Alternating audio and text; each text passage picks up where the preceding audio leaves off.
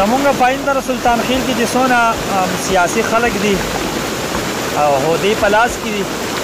نو هغوی ته زما هم دا درخواست دی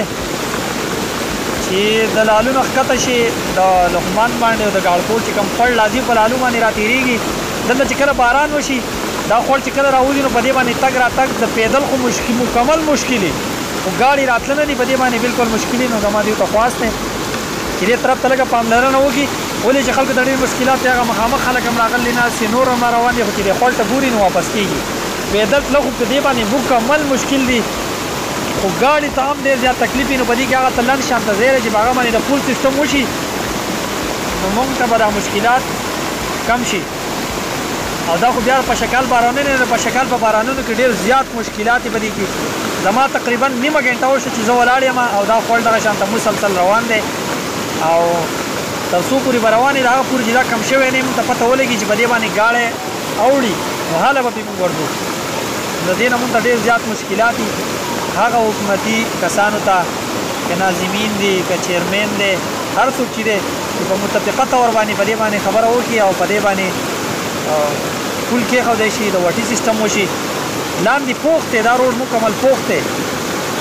خو د پخې که پوخ دی خو چې خړ لا شي نو په روډ باندې خو راځي که نه چې پول وشي د پول سره به دا مشکلات مکمل حل شي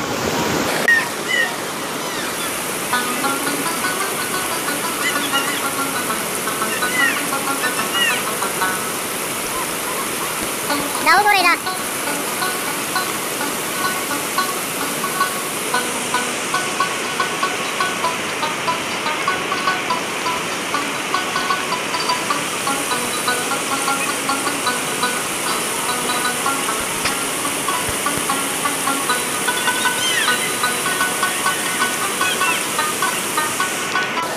او د دې خړ د لاسه ډېر زیات مشکلات دي دا ګاډي وګورئ دا هم ولاړ دی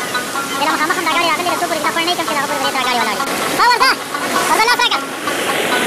ډېره ښه مه ورځه ګاډي لته ورکړه لته ورکړه لاړو ډېر مه ورځه لکه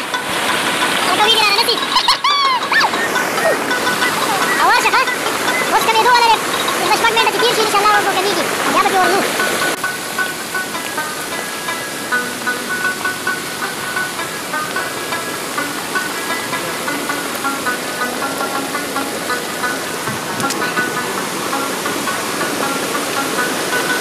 دا لقمان باندې ګاړکوټ خړ دی دا ټایمونه په لالو کې موجود یو دا په زور او شور سره راوتلی الله تعالی رحم وشو باران وشو او د باران نه وروسته په دې خړ کې چې کوم ځای اوبه مکمل نه وي وچې شوې او د الله قدرتونو ته ګورئ چې نیمه ګنټه باران وشو د هغه نه بعد دا خړ داسې راووتم زه هم لا ولاړ یم ګاډی نه شم راغلی دا لږ کم شي بیا ګاډی راوړم ګاډی مخامخ ولاړ دی او دا هلکان هم راغلي خو دا هم نشي ورته